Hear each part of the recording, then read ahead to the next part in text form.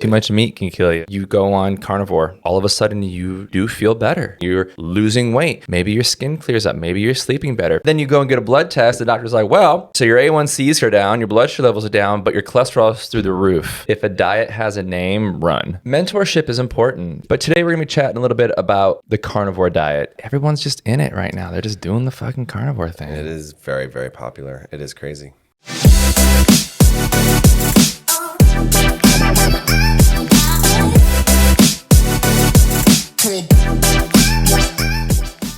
Welcome to episode 49 of Coach's Corner with Justin and Ethan. I am Coach Justin. And I'm Coach Ethan. And today, folks, we're going to just share our 2 cents on the carnivore diet. The carnivore diet is all the rage these days. Before we get into that, in case you don't know who we are, so we introduced ourselves. We are essentially just your trainers for the last 20 years. We've been doing everything from, we've owned gyms together. We work with people one-to-one with nutrition coaching, lifestyle overhaul. Currently, Ethan has a gym in West Hollywood, California. I have a business online where we help people get organized with their nutrition. We've been doing this for a long time, so we've come together to make this show to help distill some of the noise out there and give you guys a little bit more clarity and hopefully information that you can make better decisions from on simplifying your path to fitness, whatever that end goal may be for you. But that's what Coach's Corner is all about. That's right. Knowledge is power. Knowledge is power, guys. Trim the fat.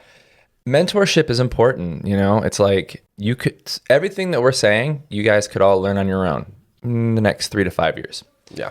Or you can invest, you can hire someone like us. And this isn't a sales pitch. I don't care if you work with me or not, It's Actually, free to I listen. do. Click the link bio. No, I'm kidding. But I don't care if you click the link in the bio and sign up for my free. No, I'm kidding. I don't have that. But there is no link. There is no. That's how you know. We have not put any sort of links or clicks or anything in any of this stuff. We don't do any calls to action. We're literally just here to build an audience and to build trust with you guys. And who knows, maybe in the future we'll create some sort of a program together. But for now, this is just a way for us to come together and truly just, provide some value to you guys.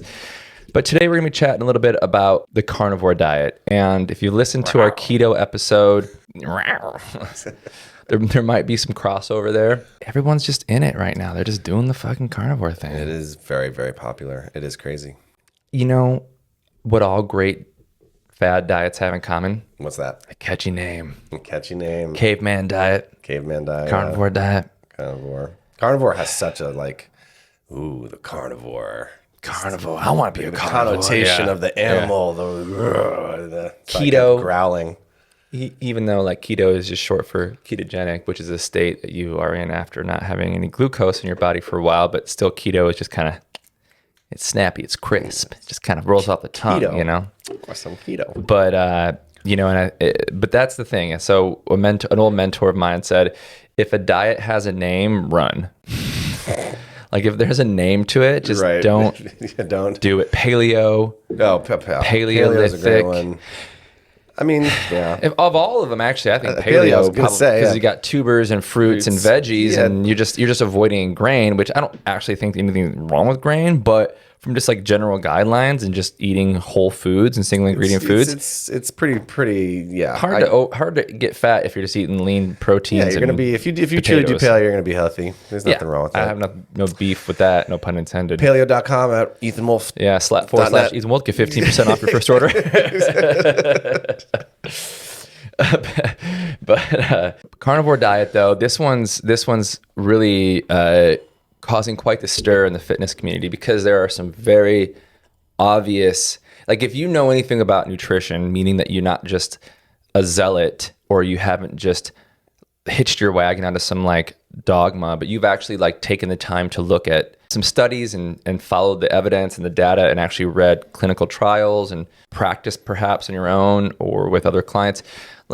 If you've gone down that route, you're going to have some objections with carnivore. Yeah. If you're just more of a sensationalist, more dogmatic, and that all sounds very negative, but it's it'd be hard to be a very pragmatic practitioner and still advocate for carnivore generally. Yeah, fully, I would agree. You know what I mean? Mm-hmm. There's just so many things. There's just so many holes in it but yet it's catchy and it's mainstream, and that's what people are doing. People lose weight on it. They feel good on and it. I think that's the thing. You know, so it's not to say it's not effective for reasons that are any other eating style that would have you lose weight would be effective, you know?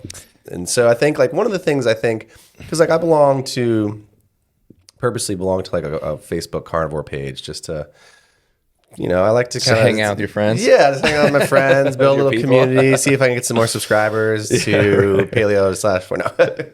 But just to kind of see what people are eating and see what the general like temperature of the room is. And like I'll go in the comments off a post sometimes and just see what people. One, it's very interesting is that a lot of people eat avocado. And there's this huge thing, where people are like, you're not fucking carnivore. You're not a purist. But they're really just doing keto in a sense in that capacity. Yeah. But what I would say is that I think the foods that people are allowed to eat on carnivore, which is beef, steak, eggs, bacon, cheese, are generally things that people like to eat, right? Like most Americans, at least, will be happy to eat a steak and some eggs and some bacon and some sour cream. It's like the anti-health food cheese. diet. Yeah, and so, but at the same time, they are in a lot of ways whole foods. And so if you've been going and eating frozen pizzas and getting fast food and doing things of that nature, and then all of a sudden you actually start to participate with your own food, cook your own food, and essentially cook single ingredient foods outside of maybe like cheese. But even then, I think one of the reasons that people take a good turn is because there's like the carrot at the end of the stick of eating these delicious foods. Like, I get to eat a steak for dinner and for breakfast and eggs all the time with cheese on them. Oh, that sounds amazing. And then that is what actually motivates them to switch off of a high processed diet or a diet that might just not be balanced and maybe full of sugar and sodas and candy or all these things. So it's like this huge sweep where you're probably, for most people, eliminating a lot of bad foods for a typical American diet, introducing a lot of single ingredient foods that are very tasty. And it's so dogmatic that you actually stick with it. And so I think that's kind of, for me, one of the things I see as the appeal to carnivore and why it works for people is because it's this culture. So you buy in, and that means you're consistent. Part of a tribe. It's foods I love to eat. I get to eat bacon and eggs all the time. It eliminates the burden of choice. 100%. You don't got to think very hard. And then you fundamentally, most likely, would put yourself in some type of caloric restriction. So you end up losing weight. You do kind of probably stabilize into ketones after a while, so you have consistent energy. And I would say most of these people are not avid athletes or exercisers. They're just normal people, from what I witnessed, that are just going on the diet. And so I think that's kind of like the shine to the apple of it all. It's just like, it's almost like the more extreme version of keto, really, right? I mean, it is, with the exception of vegetables. And look, we were talking about earlier, the thesis here is that the only sort of like pure food without any sort of like toxicity or preservatives or anything like that is just meat, right? That's the idea. That's the theory with carnivore diet, is that meat is just the purest thing to have. Yeah. You know, and I think for a lot of people that could make sense, and you go, yeah, okay. Now, of course, the problem is with that argument, it's a very bottom-up approach to coming to a conclusion, to drawing conclusions. In other words, well, broccoli has whatever the sort of like mycotoxins are in there. Yeah, there's this sulfurs and so broccoli has that, and that is toxic. Therefore, and toxicity is bad. Therefore, broccoli must be bad. Yeah, but of course, it's like, well, what level of that is there really in it? What about all the positive things that something like broccoli with really high soluble dietary fiber provides? You're missing the forest through the trees in that example. Yeah. But that's sort of what I meant earlier in the show of like, if you've actually taken the time to like understand nutrition in its totality, you're going to have issue in general with just blindly prescribing a carnivore diet to somebody, right? Yeah.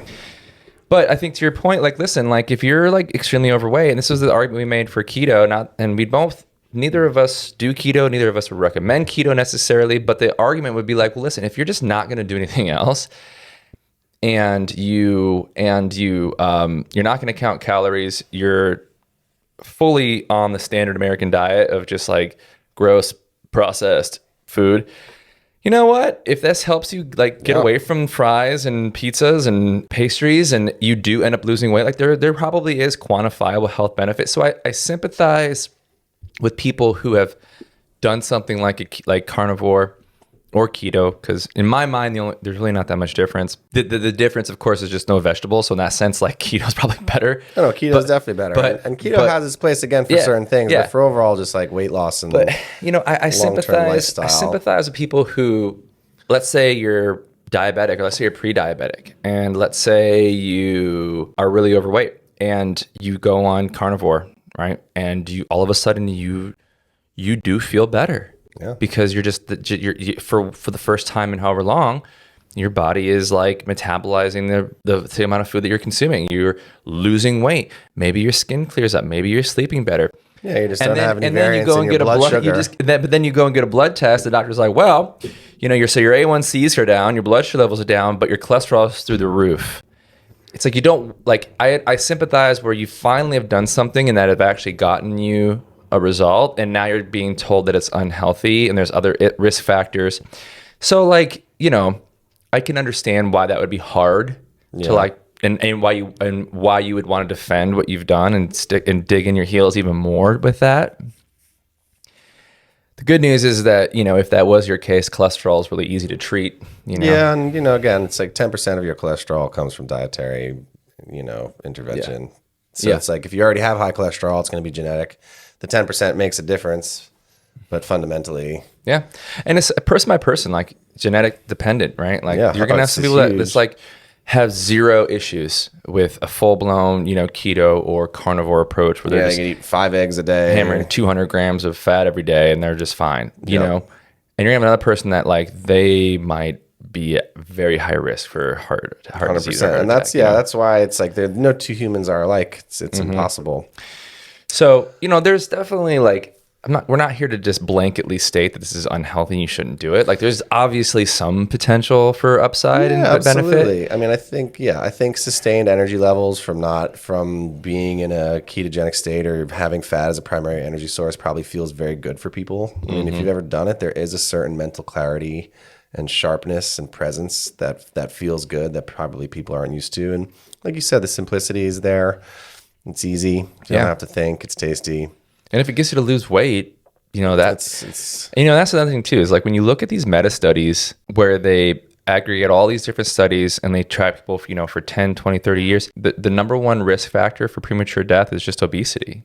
Yeah. That's the common denominator. It's like, so on the other side of that coin is like smaller people just tend to live longer. They just do. And so if the trade-off is you have to get on like cholesterol medicine, but it's a way for you to like get your BMI back down to normal range. Yeah. Pros and cons, it's not so squeaky clean all the time with health. And if that's the way it's got to be for you to just be able to handle it, then you know what?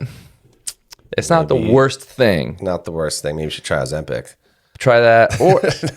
But the funny thing is now compared to carnivore diet, like just do keto in that case, because the issue that we would have with carnivore is that there's no fucking vegetables. There's no vegetables. Yeah, and just to be clear, if anybody's not exactly sure, so carnivore is literally only eating animal product. It's just meats. 0 plants, no avocado. You're allowed to drink milk, I believe, and cheese because it's all animal. So dairy's allowed, but otherwise it's just animals. It's like, living on a farm in Kazakhstan. Yeah. And most people these days are just eating like muscle tissue. So it's just like eggs, steak. A lot of people don't eat fish, I find. A lot of people don't eat chicken.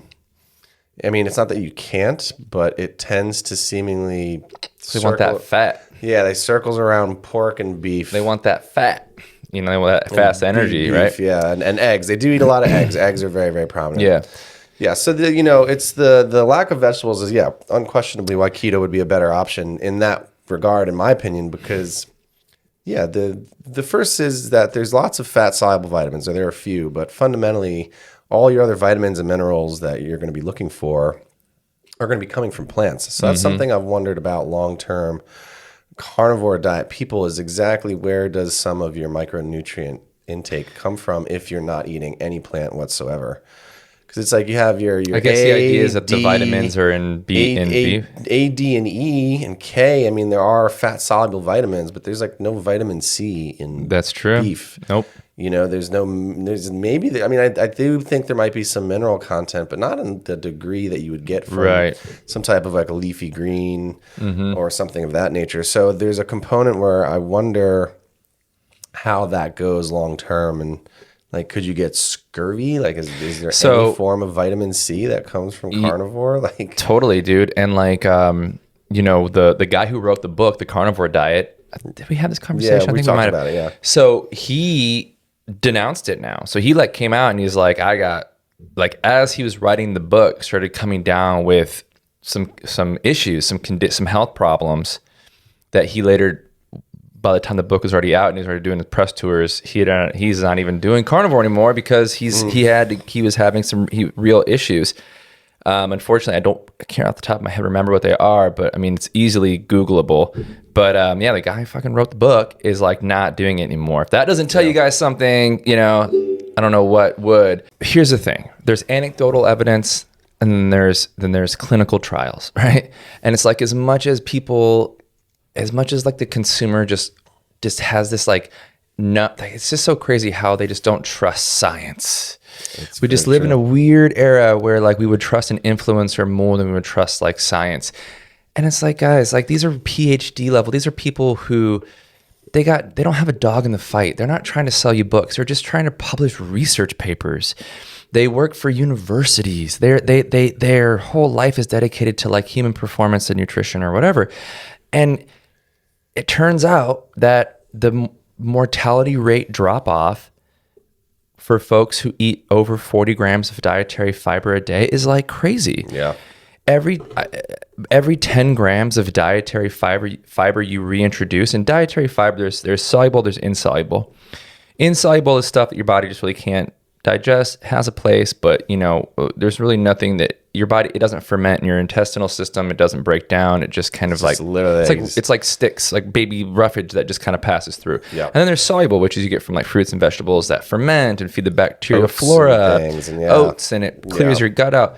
You know, it's like every 10 grams of soluble fiber, dietary fiber you introduce into your diet, like increases the chances of you living healthy by 10%. So if you're eating 10 grams of fiber a day, which probably most people are, sub 10, and you bring that up to like 40 grams or 50 grams of dietary fiber a day, you've just like increased the chances of you aging healthy by like 30 or 40%, which is massive over the long haul. And just think about like the rate of colon cancer with young people now. That's what I was going to say. Yeah. That's so like there's been huge upsurge of colon cancer in, you know, individuals that are like under 40. It's crazy. Never before seen. And one of the things they equated it to was this increase in carnivore style diets and with the removal of vegetables and fruits.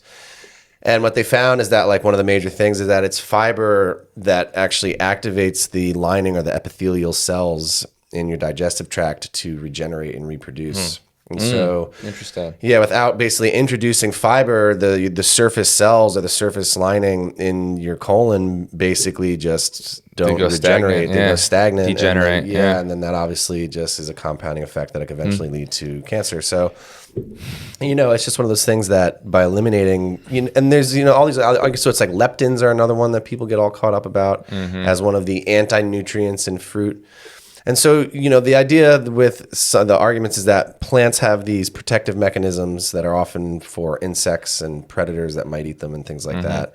So there's like leptins and oxycolates or, you know, whatever. There's all these compounds that will prevent an insect from eating it or some type of sublevel poison. Even like sulfur is a poison, but that's commonly found in broccoli, Brussels sprouts, cauliflower. And the argument for carnivore is that all these anti-nutrients in the plants are out to kill us. They block the absorption of this. They disrupt the hormone here. The leptins, you know, prevent the breakdown of this, that, and the other. And I think one of the thing is like the dosage of these poisons are some of the things that matters, right? Like Dosage is the poison. too much water can kill you. You can drink enough water to die, The right? dosage is the poison. Yeah. So Too much meat can kill you. too much anything. So I think there's just a component that the amount that we're ingesting when we eat these plants, even if they have some ping of a negative effect on our body, are so minuscule comparatively to the positive benefits of the fiber, of the water, of the vitamins, the minerals, all the good things that come along with the fruits and vegetable family. And then there's the thing of like with the sulfuric vegetables that they actually trigger a poisoning response in your body, but it's so low level that your body then reacts and increases its production of glutathione, which is like this master antioxidant that only your body can make. You can't eat it.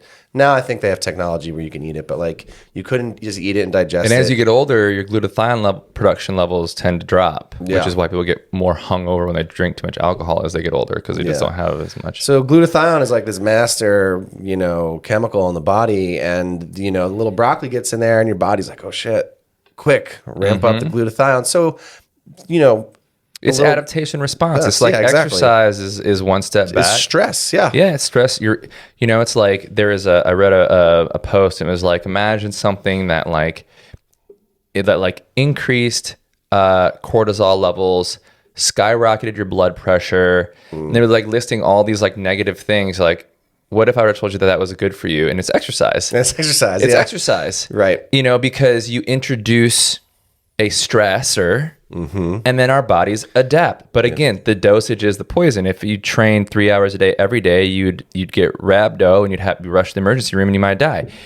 If you take too much of the toxins out of broccoli and again isolated it'd kill you. Yeah, exactly. But like a little micro dose of whatever of sulfur just gives your body an adaptational response. We tend to recover better, stronger. Like don't swallow a chunk of yellow sulfur mineral. Don't swallow. Yeah, who here likes a cup of coffee in the morning? Great, because 100 milligrams of caffeine is like perfect, but this much caffeine powder will kill you. Like a little sack of pure caffeine will kill you. Yeah. It's like, so, we can't, this is the issue. This is the problem with like some, charismatic influencer who comes on like the, Liver King, who just starts preaching this kind of stuff, is that we get kind of transfixed by it. And it's just amazing how many people will just believe that because of how convincing the person is. Right. But it's like, I understand that humans, our minds default to being very binary, good or bad, right or wrong, yes or no.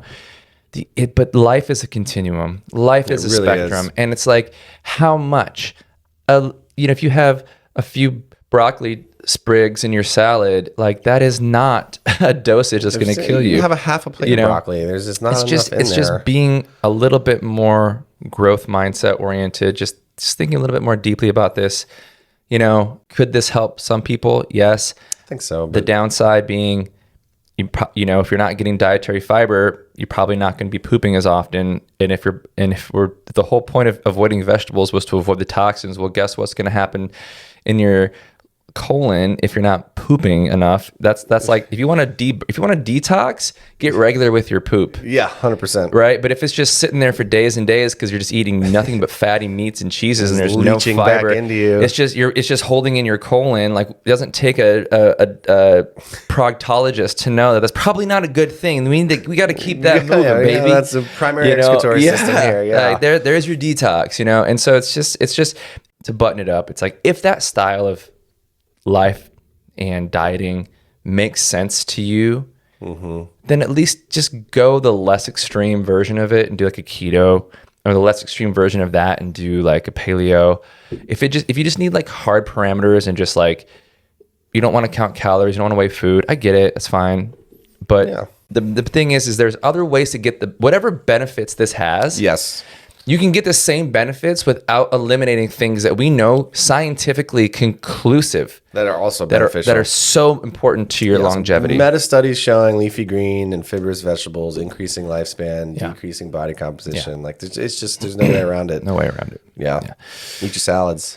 Eat your veggies. Go ahead. Hammer it down. You want the steak? Eat the steak. Whatever. Just get a big ass salad in there every day. And it's also, I mean, like outside of like being like an emperor or something in the past, like the ability to be a carnivore diet in the classic sense that we're doing it now wasn't available until this crazy surplus. I mean, it's like the Inuit only ate seal and seal blubber because that's all there was to eat. They lived in igloos. Yeah, like ice sheets. So that's literally the only thing they could eat. So they were kind of carnivores by necessity. But like there weren't many. I mean, obviously meat was always revered, but there wasn't this ability to just eat 6 eggs and a steak and bacon every meal. It's a luxury, baby. Yeah, it's a huge luxury. Reserved for kings. Yes, exactly. So it's just a very modern application of circumstance that we've somehow been like, it's bringing it back. Bring it back to the good old days. It's like, what? That never happened. Exactly. Like for 99.99% of human existence, we were fucking starving. Yeah, we were eating them tubers. Let me tell you, we were eating bark.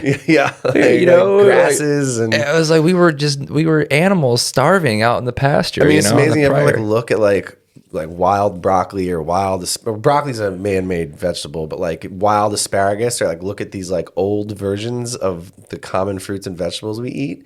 It's like an old apple. Like apples used to be these like tiny, almost like crab apple things. Like asparagus was this like little twig looking thing. Mm-hmm. You know, we've just bred them. And now we got these abundant. Like stalks of asparagus that are like that big.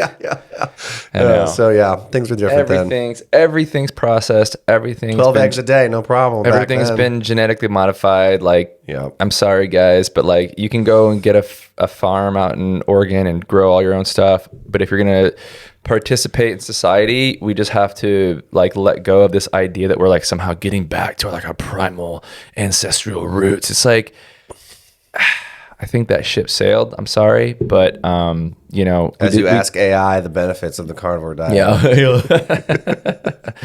How do I get off the grid and live a more primal life? AI, exactly. Siri. It's like, well, I think this is fundamentally flawed. Okay, team. So that was 49. Correct. Coach's Corner. Hope you guys enjoyed it. Let us know in the comments if you did, and we'll check you all next time. Another episode. Peace out. Bye-bye. Peace.